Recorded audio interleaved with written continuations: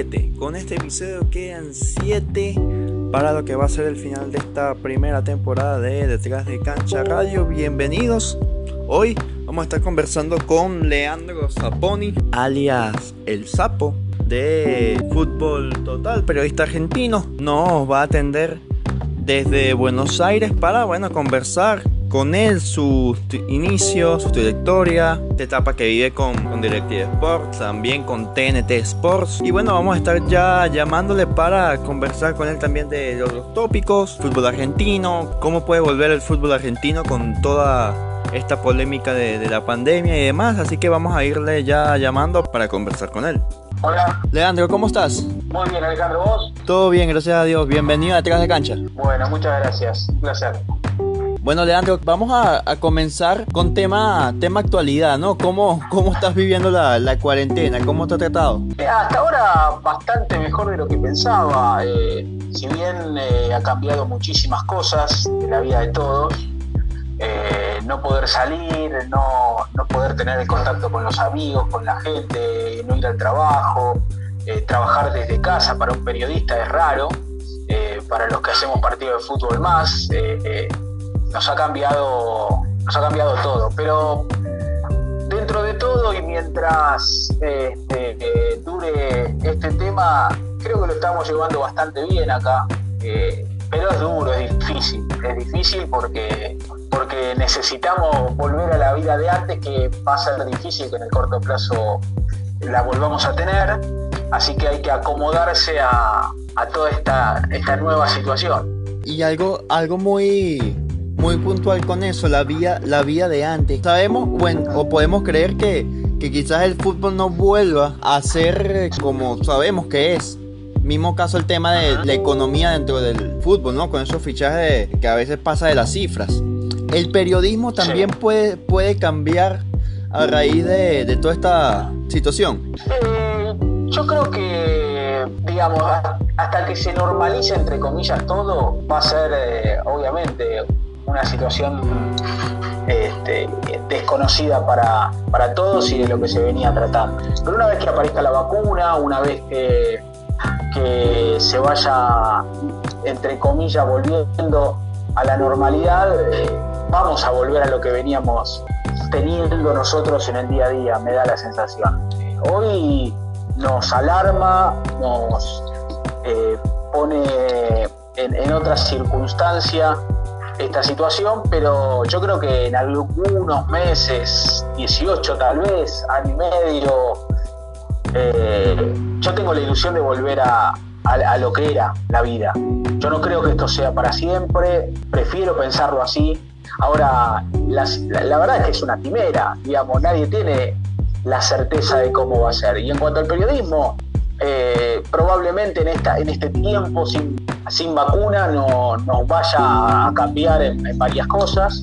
Si vuelve el fútbol, habrá que ver qué pasa con nosotros. Está claro que yo trabajo en empresas que tienen los derechos, con lo cual, si esas empresas deciden hacer los partidos de la cancha, tendremos que ir con todos los cuidados necesarios y con todo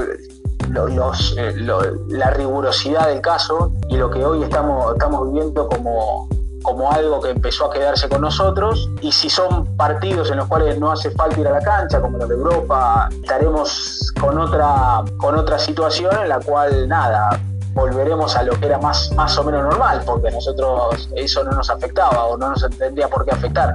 Después sí, el contacto con los jugadores, con los protagonistas, eso va a ser totalmente distinto. Claro. Ahora, Leandro, hablando de tus inicios en esto del periodismo, primero, ¿siempre quisiste ser periodista? Yo creo que fue algo que fui descubriendo, sin pensarlo. Yo me ponía a narrar partidos, por ahí no era de los que jugaba, como decían o como dicen algunos de mis colegas, con soldaditos, o que me ponía a armar partidos imaginarios. Eso nunca lo hice, pero sí me iba temprano a las canchas y me ponía a relatar, sin que nadie me escuchara, claro, porque en ese aspecto soy bastante vergonzoso y lo fui en su momento mucho más. Pero inconscientemente creo que ahí estaba. Después intenté jugar al fútbol, ser futbolista, Estuve en un equipo del cual soy hincha, jugando hasta llegar a primera. No pude debutar, pero en excursionistas donde hice inferiores y donde obviamente me sentí muy bien. ¿Qué posición jugabas? Que es un equipo. Y yo era delantero, después me fui retrasando, llegué a ser volante con llegada y después me gustaba mucho la distribución del juego, pero creo que el fútbol me fue dejando y fue a ver, yo no cambiaría nada de lo que pasó hasta acá en mi vida. La verdad que siento que todas las cosas que fui haciendo tuvieron un porqué y para llegar a donde estoy hoy. Y la verdad que cada una de esas cosas que me fueron marcando a lo largo de mi vida me parece que sirvieron de enseñanza. Y entonces nada, en su momento yo salía del colegio, que iba a doble escolaridad, y me iba corriendo para llegar a los entrenamientos cuando era apenas un adolescente. Después tuve que dejar por 2 años. Después cuando volví, que fue cuando terminé el colegio, estaba justo mi entrenador de las inferiores, había asumido como técnico de la primera, y entonces me fue más fácil porque me conocía, sabía qué le podía dar al equipo, qué sé yo, y entonces estuve entrenando con ellos. Después me lesioné y entonces esa lesión me hizo repensar las cosas, y a los 19 años me puse a estudiar periodismo. Ya dije, bueno, listo, dejo ya con el fútbol.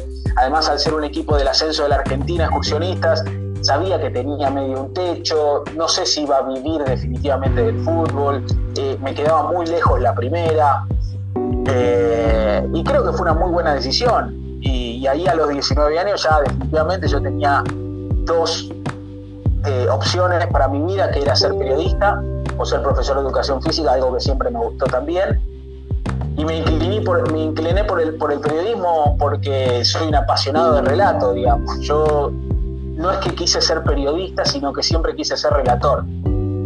Y creo que por ahí se fue marcando más mi carrera, el relato por encima del periodismo. Pues hay un montón de cosas que a mí me encantan y me fascina hacer: programas, pensar programas, hablar mucho de fútbol.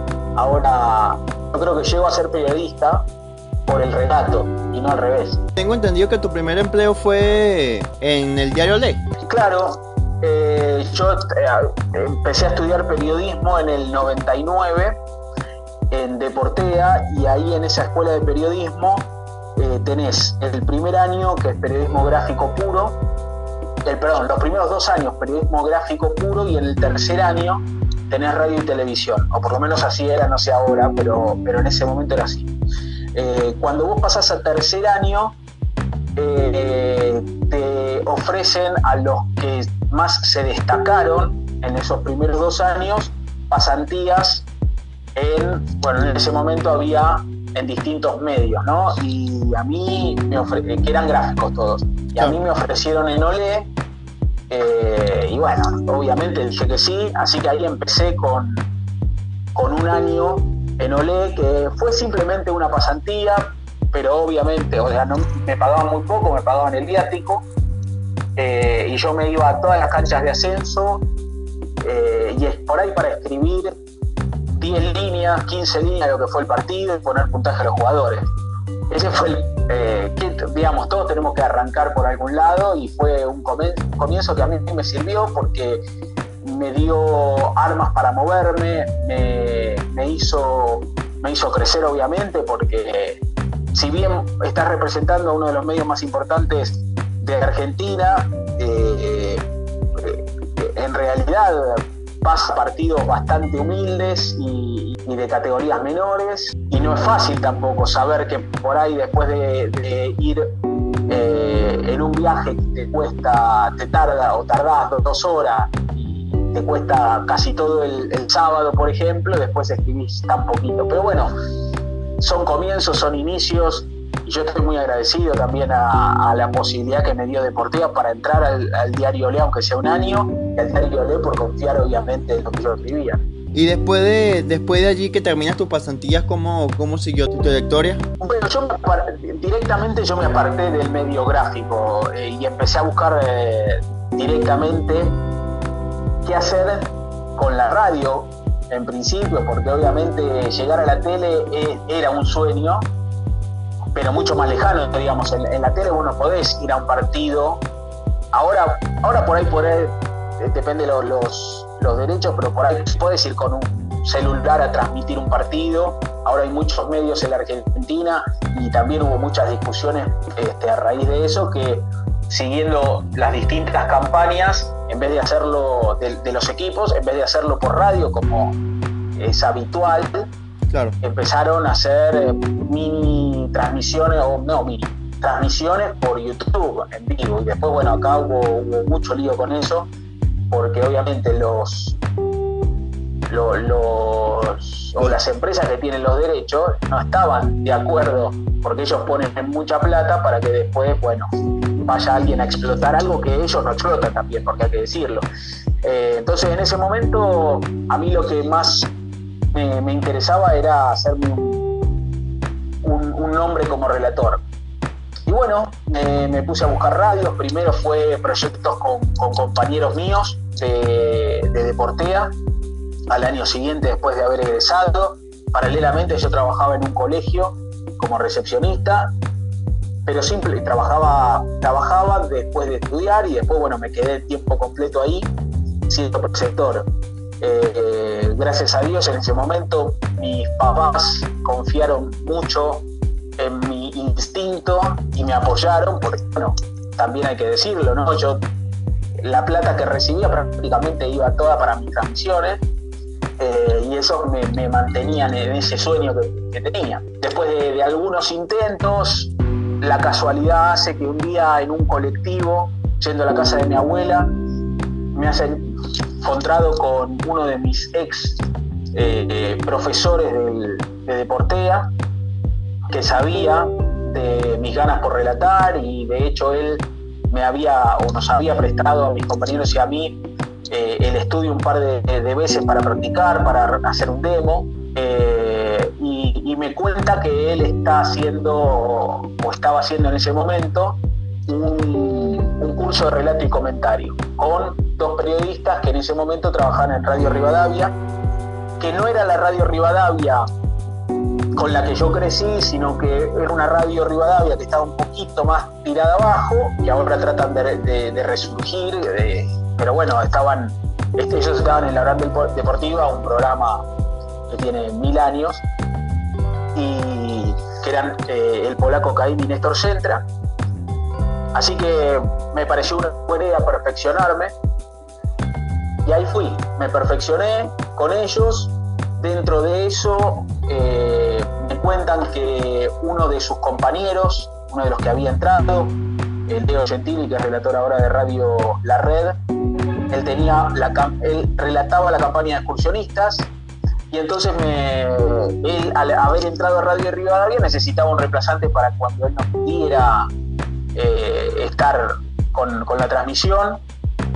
Y bueno, le presentaron mi demo, y me escuchó y le gustó cómo relataba, y entonces empecé a ser su reemplazante, y me quedé ahí como 3-4 años estuve con ellos, y hasta que me salió la posibilidad, porque yo iba todos los años a llevar mi currículum. En ese momento el currículum se presentaba en papel, no como ahora que todas las empresas te piden algo virtual, o que entres a LinkedIn y cargues tus datos.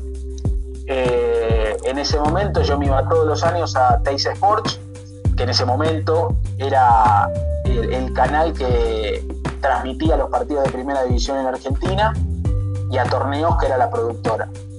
Y un año, a fin de año, me llama uno de los productores de un programa que se llamaba El Nacional, y bueno, para hacerme un casting. Fui, hice el casting, yo salí de ahí diciendo que había desperdiciado una gran oportunidad porque no me había gustado mi relato, y evidentemente yo en eso soy muy crítico y siempre lo he sido. A ellos sí les gustó, con lo cual nada, me dio una gran satisfacción, y después de algunas semanas me confirmaron que entraba a Torneos. Y bueno, y así fue. Después, bueno, vinieron las grandes oportunidades a partir de mi trabajo en torneos, primero en Teis Sports para el programa El Nacional y después entrar a DirecTV y ahora estar también aparte de DirecTV en TNT, con lo cual eso fue un punto de partida importante, ¿no? Claro. Ahora, eso sí me causó curiosidad, claro, desde el desconocimiento, ¿no? TNT Sports, no, o mejor dicho, DirecTV, que es con la empresa con la que tienes un poco más de tiempo, no tiene problema en el que tanto tú como varios colegas tuyos relaten en TNT Sports, porque sé que Pablo también está allí. Claro, no, porque digamos, los partidos de fútbol argentino que salen por TNT tienen la producción compartida entre Torneos y Turner. Ok. Entonces, lo que hicieron fue, Turner puso algunos periodistas y Torneos puso otra.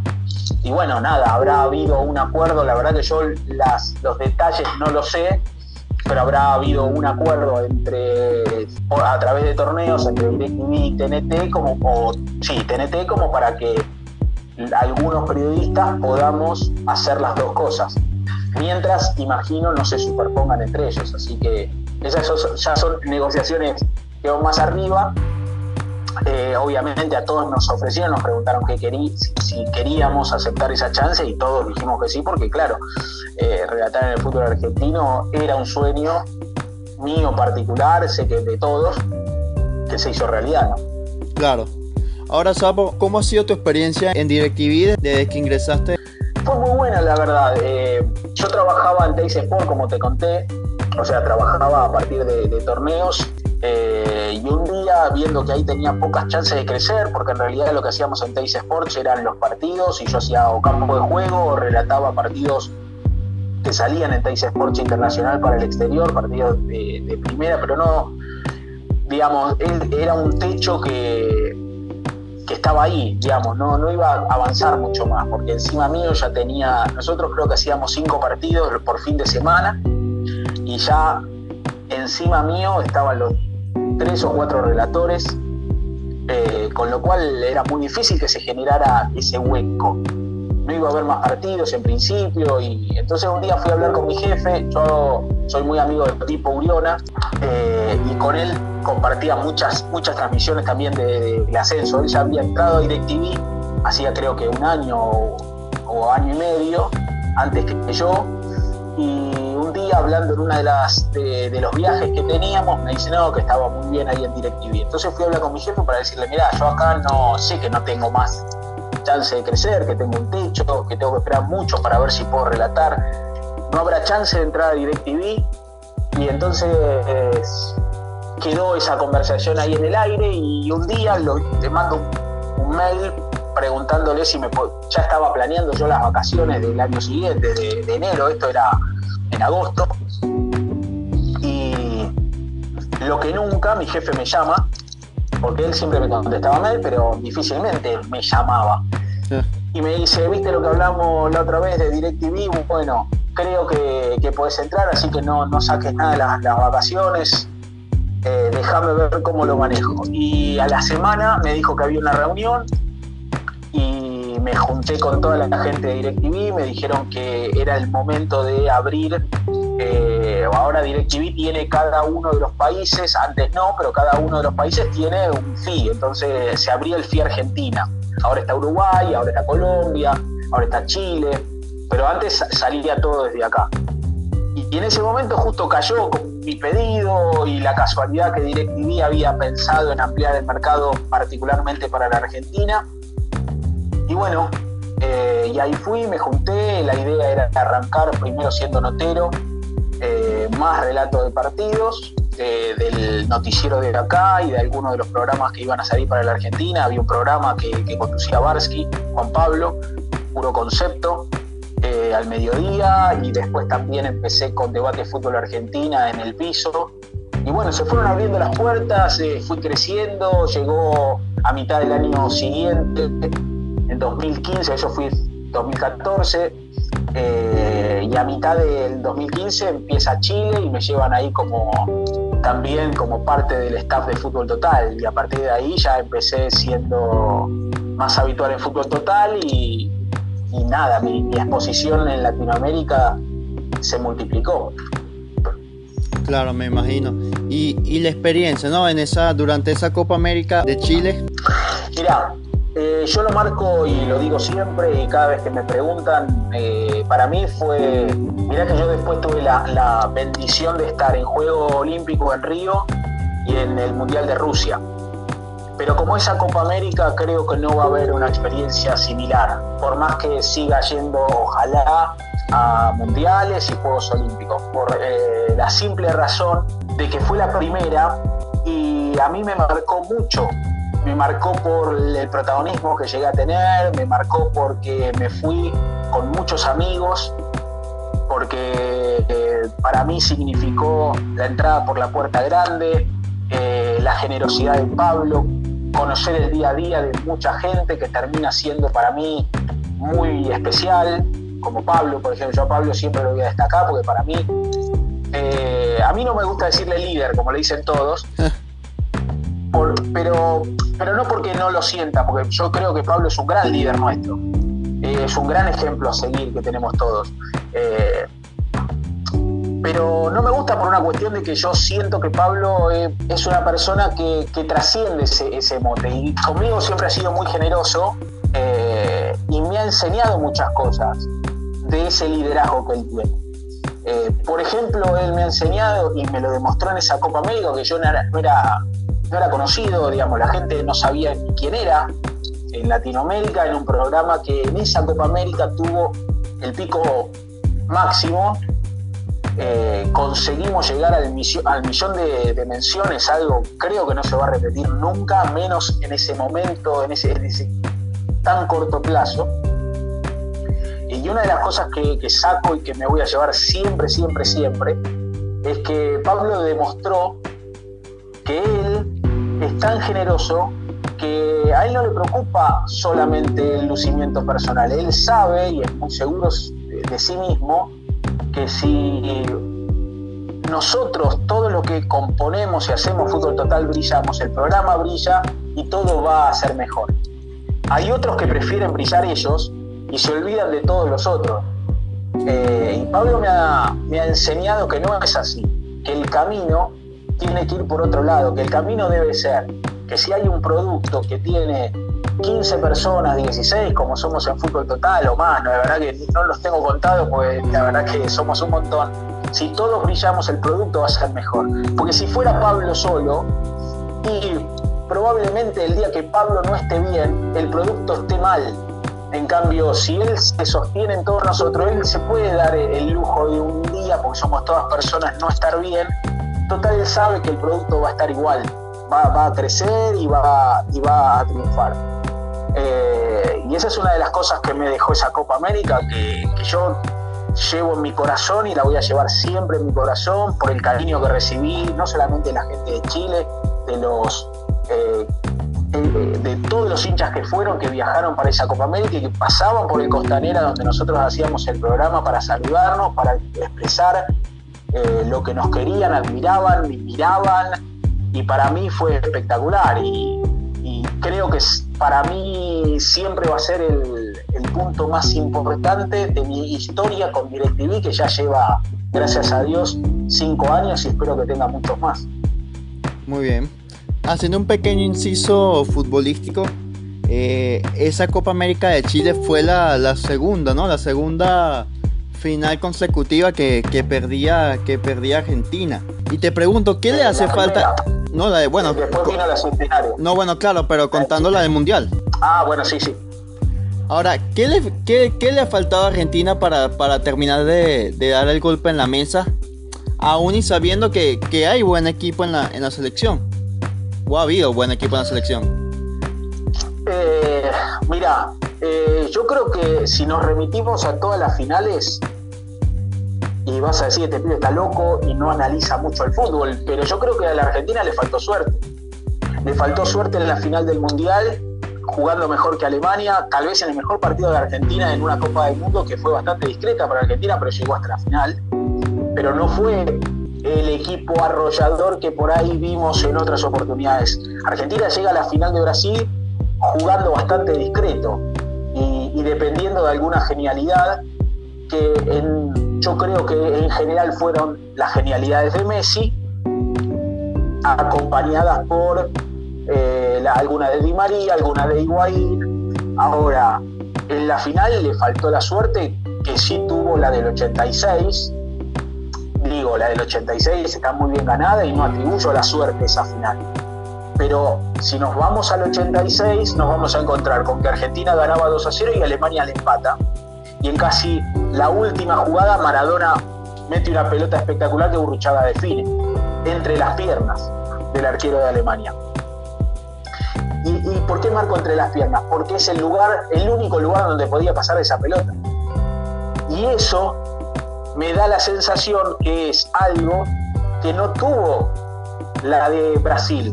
En 2014, cuando Higuaín queda mano a mano, la tira afuera. Cuando Palacios queda mano a mano, la tira afuera. Y si hubiera alguno de los dos acertado en su forma de definición, que Argentina le hubiera ganado a Alemania ese partido. Porque para mí jugó mejor que Alemania. Si nos vamos a la Copa América de Chile, yo creo que Argentina, con mucho nervio, jugó mejor que Chile. Y no la gana porque en la última pelota, que creo que el mismo Messi le pone a Higuaín, se le va un poquito larga y la pelota, cuando puede llegar Higuaín muy exigido, en vez de terminar adentro, pega en el palo y se va. Y yo creo que la suerte es muy necesaria en el fútbol. Cuando uno está con suerte, aparte de los dotes técnicos que obviamente son fundamentales, de entender el partido, de la táctica, para mí hay un factor que no se puede medir, que es la suerte, que es que haya una matita de piso que no te mueva la pelota en el momento de definir, por ejemplo, o que los nervios en ese momento, que ya no es suerte, sino que es templanza, jueguen a favor tuyo. Yo creo que la única diferencia en estas finales ha sido que Argentina no ha contado con esa suerte de poder encontrar los goles que otras selecciones argentinas sí encontraron. Si Argentina hubiera abierto la cuenta en alguno de los partidos rápidamente, no tengo duda que hubiera salido campeón en las 3 finales que jugó. Lo mismo puedo hacer en la Centenario, donde sí Argentina me parece que fue muy superior a todas las selecciones, y cuando llegó a la final se bloqueó porque enfrente estaba Chile, a quien le había ganado en la primera ronda, pero después era una final. Y bueno, evidentemente ahí los nervios y otras cosas pasaron, y cuando llegas a una definición por penales, yo creo que puede pasar cualquier cosa, porque ahí sí juega mucho cómo llegás, en qué momento tuyo estás, en los nervios, en que sabés que hay millones de personas que te están mirando, en la frustración de haber perdido ya 2 finales. Digamos, ahí juegan muchas cosas en la cabeza. Pero yo atribuyo mucho a que Argentina no salió campeón por las definiciones finitas, y en muchas de esas oportunidades por suerte. Ahora que mencionaba a Maradona, ¿existe punto de comparación tanto entre Maradona como con Messi? Yo creo que, a ver, como argentino, todas las épocas, todas las épocas han sido distintas. Es muy difícil, creo, comparar las dos épocas. ¿Por qué? Y porque el fútbol que se practicaba cuando jugaba Maradona era otra cosa. Muchos atribuyen que Maradona fue mejor porque en ese momento él mostraba una templanza, los arbitrajes eran más permisivos, lo molían a patadas y el tipo se levantaba y seguía gambeteando, y no le podían mover la pelota y no se la podían sacar. Y es muy difícil imaginarse a un Maradona en esta época donde el arbitraje trata de proteger un poquito más a los habilidosos, aunque a veces no se cumpla. Y también me es muy difícil pensar que Messi no hubiera sacado en los momentos donde probablemente le pegaran esas patadas la misma templanza que muestra. A Messi lo han castigado también en una cancha y él no ha arrugado nunca, creo yo. Por eso a mí se me hace muy difícil la comparación. Ahora, si vos me preguntas a mí, yo vi el tramo final de Maradona y toda la carrera de Messi. Y yo creo que como Messi no hay. Maradona sí era mágico, extraordinario, fuera de serie. Hasta la aparición de Messi, lo mejor que había visto yo en mi vida. Yo no había pelea, obviamente, no lo puedo comparar, los que lo vieron, nada, algunos opinan que Pelé fue mejor que Maradona. Ahora, yo de lo que vi de fútbol, nada se pareció a lo que vi con Messi en una cancha, ni el propio Maradona. Poder mantener durante 15 años el nivel de goleo y de asistencias que tiene Messi, no lo ha tenido nadie, y eso yo creo que también tiene que pesar en esa comparación. Y los títulos, y más allá de que Diego tuvo que ir al Napoli y lo tuvo que reinventar y poner en un primer plano, me da la sensación que lo que hizo Messi en el Barcelona es irrepetible. Y lo que yo puedo opinar es que de lo que yo vi, como Messi no hay. Muy bien, y ahora volviendo a tu carrera, Fútbol Total, ¿cuál consideras tú que es la mística, ¿no?, que lleva un programa que lleva una popularidad inmensa en los últimos años? Y la mística, yo le atribuyo mucho a que primero tenemos a un líder, no me gusta decirlo, pero bueno, a un líder como Pablo, que nos lleva idealmente para lo que él tiene en la cabeza de lo que significa el producto, el programa. A partir de ahí, creo que después, abajo hay un montón de profesionales que saben exactamente para dónde ir, que son inteligentes para amoldarse a las distintas situaciones y seguirle el ritmo a un conductor que es muy exigente. Después creo que otra de las claves es la preparación. Todo lo que estamos ahí, creo que estamos ahí por una razón, por un motivo, y porque estamos preparados desde la información y desde la práctica para poder ocupar un lugar. Y después creo que otro gran secreto es que todos nos llevamos muy bien. Yo siento que son todos mis amigos. Por más discusión que tenga, todos sabemos que es un show y que es un punto de vista que es distinto al del otro probablemente, que puede generar muchas discusiones, pero que en definitiva no más que eso. Y entonces cuando vos vas a trabajar con un grupo de amigos, no tengo duda de que esto genera que el show vaya para arriba, que Fútbol Total tenga el éxito porque uno está ahí para disfrutar y entre todos disfrutamos, y creo que eso es uno de los grandes atributos que tiene Fútbol Total en sí. A veces lo difícil, Leandro, que es lidiar con egos. ¿Cómo ha sido tu experiencia en ese aspecto? ¿Vos te referís a que protagonistas, compañeros? Ambos, ¿no? Se ve en ambos lados. Los egos de los protagonistas son los egos de los protagonistas. Yo creo que hay que entender también el lugar que ellos ocupan a veces. Ellos son los protagonistas, son el alma del fútbol. Digamos, querer estar a la altura me parece que es algo erróneo. El periodista tiene que saber que simplemente es un vehículo de transmisión de lo que pasa con los reales protagonistas de todo este mundo, que son los futbolistas y la gente. Ese es el intermedio que somos nosotros. Cuando vos pensás que sos realmente la estrella del producto, es donde está frito, porque te puede durar una temporada, te puede durar un ratito. Ahora, la humildad tiene que estar siempre, creo yo. Por suerte no he tenido compañeros que se los coma el ego, y no ha sido difícil en general. En todos mis trabajos me he encontrado con muy buenas personas que no se han visto en ese lugar.